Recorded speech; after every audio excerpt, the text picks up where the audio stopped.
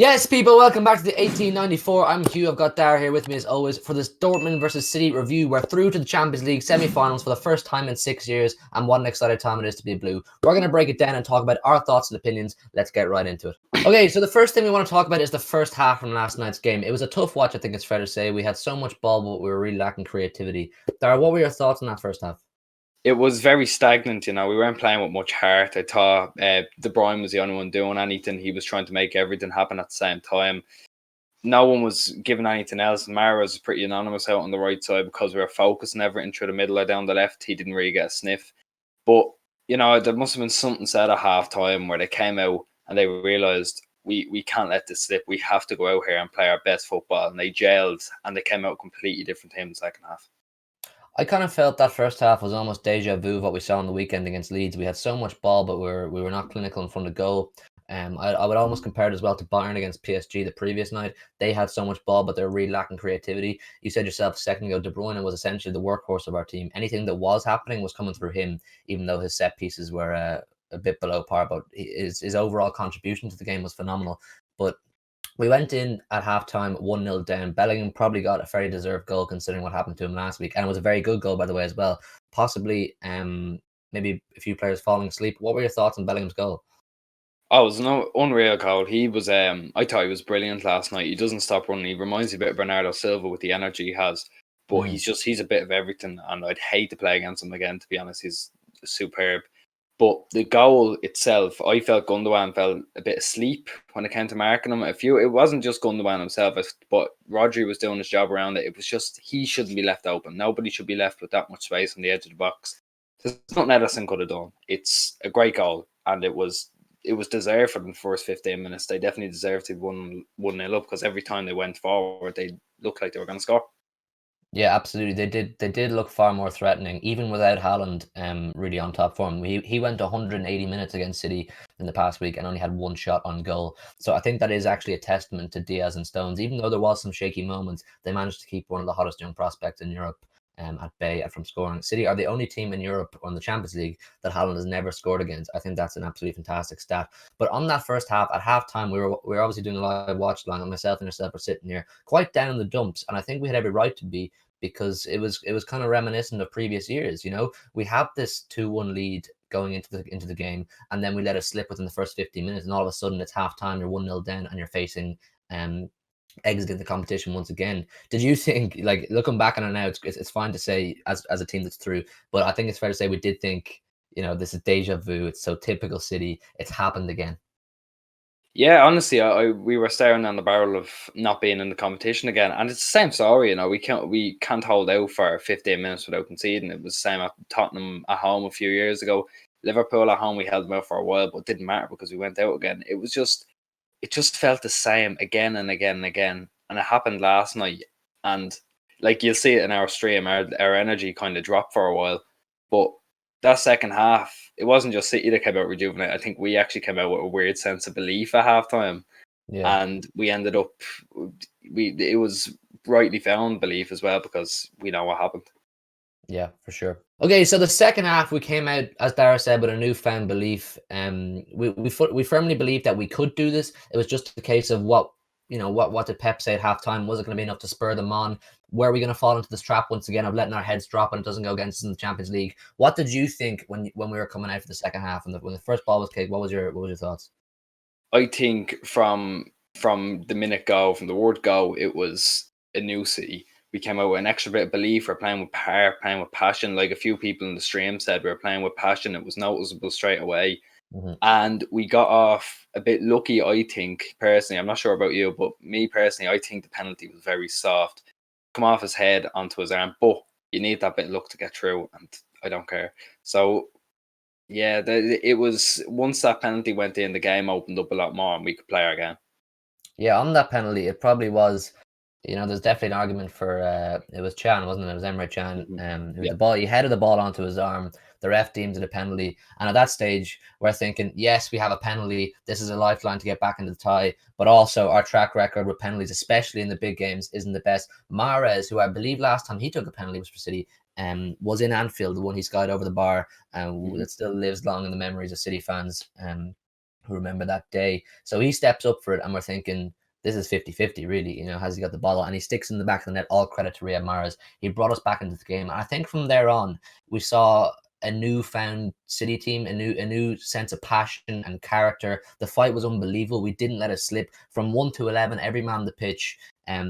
People who weren't even City fans were commenting on that in our stream last night, saying this is different from City. There's something new about this team. They've got unbelievable characteristics. They're a collective unit. They fight for each other, and it was really admirable. And I was really proud, if anything, of this team. You know, it took them so many years to get to this stage where they've built up the experience in quarterfinals and last 16s, and had the hard nights of being knocked out, possibly harshly on some occasions.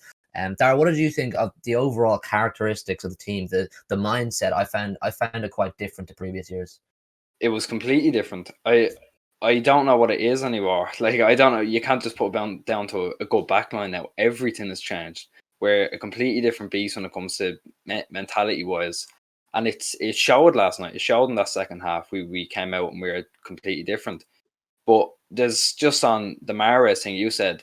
That is his. I think we said on stream last night. Anything bad he's ever done is forgotten with one penalty kick. Right? It's actually come full circle for him. Really. I mean, I've given him a lot of maybe unwarranted abuse over the last few years, but everything was forgotten with that one penalty kick, and every bad thing anyone in that City team has ever done has been forgotten this season, because everyone's had a moment. It's not been an individual season. Sorry, it's not been down to one individual player this season. Yeah. Everyone's had a moment. Everyone's played their part, and that came out last night as well.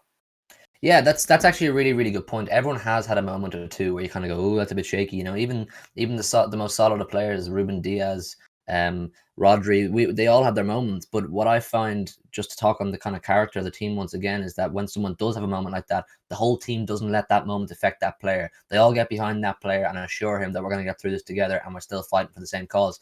But after that first goal went in, the penalty, City's first goal went in, it kind of was ruthless from then on, I would say. City really, really went for it. It wasn't a case of, okay, we have our lead, mathematically we're going through, or on aggregate we're going through. We went for more. We wanted more goals. We wanted to show we deserve to be on the stage. We deserve to go on to the next stage of the semi-finals, and we deserve to put our name up in lights. And you know, people talk about this game in good fashion. So let's talk about that second goal. Phil Foden, who I thought was quiet in the first half, but he came out in the second half looking like he had a massive point to prove. I said before the game, and I said pre-game on our stream, he's a big game player. He's so young, but his track record shows he's a big game player. He's turned up on the big game so many occasions. Liverpool, Tottenham, other Champions League games, and I was really relying on him, and I was hoping for a big performance from him, and he did that in the second half. We got a corner on about the 74th minute. And I remember me and you were watching it. We're like, oh, another short corner. Because these short corners, I'm sorry, they don't really work, not 90% of the time. But on this one occasion so far, it worked. So I think it was De Bruyne's corner. It gives it to Foden or whatever it was, who's in massive amounts of space on the edge of their box. He takes it in, he beats one man, and he sticks it in near post past the keeper. Many have made arguments that the keeper should have done better, but I put it down to sheer class from Phil Foden. And I'm probably, you can call me biased if you want, but I thought the way he struck it and the sheer precision of where it hit the post and went in and flew to the side, that's just class. That's just pure quality. Dara, talk me through Phil Foden first, and of course the goal as well. Yeah, you'll see in the stream highlights, I've actually just gone up that we say in it, and Joe's actually clipped it together well, we say in it that why are we taking these short corners? We never score from these short corners, and it comes around beautifully. It proved us wrong. Exactly. I hadn't noticed that goal had gone in until Bernardo ran off celebrating, so I was kind of just like, I couldn't believe it went in. But I'm in the same camp as you. I don't think it's the goalkeeper's fault at all. Mm-hmm. It's Foden's got it in that beautiful little gap between his hands on the post, and it's a spectacular goal. He's shown again why he should be starting week in, week out, and he's only 20, and he's doing this. I can't believe I'm saying this from Foden at such a young age. It's unreal to watch it. It actually has me speechless here because I'm running out of words. It's actually scary how mature this man is, and I think I also have to give credit to another young man on the pitch was Jude Bellingham. He's 17. He's even good bit younger than Foden, and he looks He's like younger than me. he's really mature. But listen, they're both far younger than me, and they make me feel, like babies. They make me feel like I'm a child because they're so mature. And you saw when Phil Foden scored that goal, the sheer emotion and passion. He ran straight to Pep. They celebrated as a team, and that's not something we've always seen. That level of aggressive celebrating from City. It shows just how much it means to this team, how bad they want it. They want to challenge for the big trophies every single season, and now it's finally starting to happen. The right players are here, we have the right manager, and it's all happening.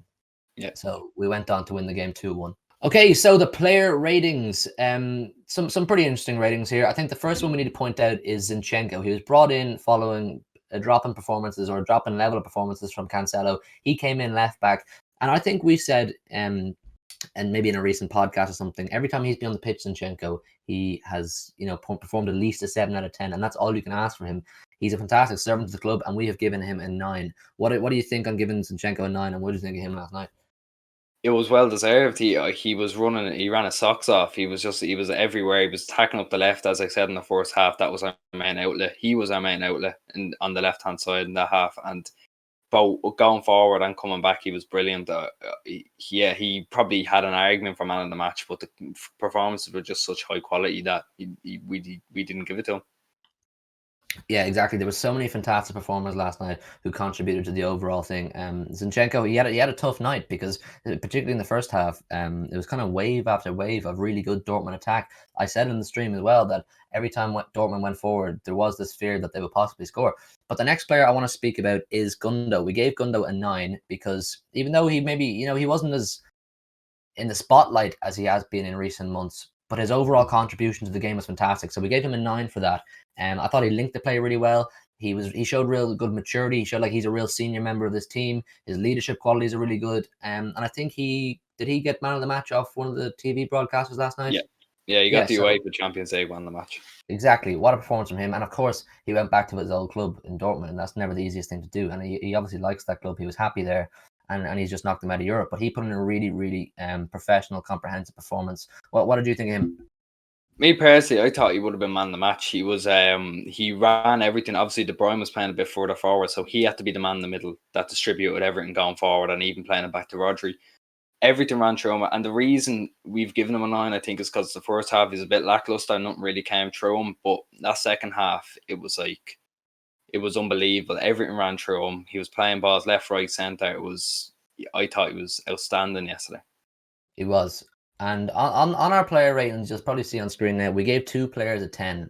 Okay, we'll talk about the second one in our man of the match because we gave him the man of the match and we want to give him his own segment. But the first player is Phil Foden. He obviously got the winning goal in both the first and second leg. Okay, in both those ties, in both those legs, he didn't have his best performance, but what he contributed to the game and what he showed in maturity and character was unbelievable.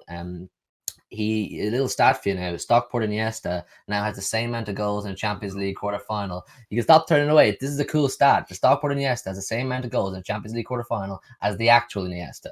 So what is it you said before we started recording? Spanish Foden? The Catalan Foden.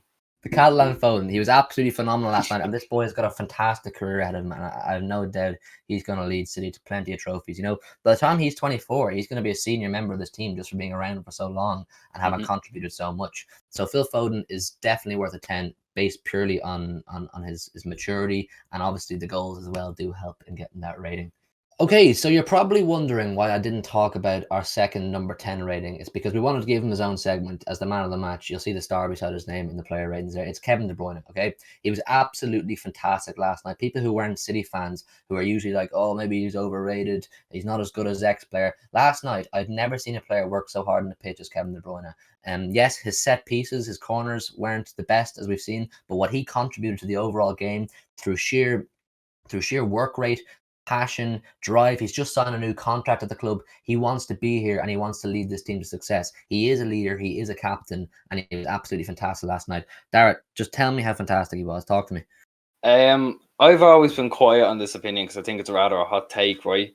But I never thought that De Bruyne was the captain, right? I never thought he had it in him to be the captain, but that went out the water last night. He was everything in that team last night. He ran it.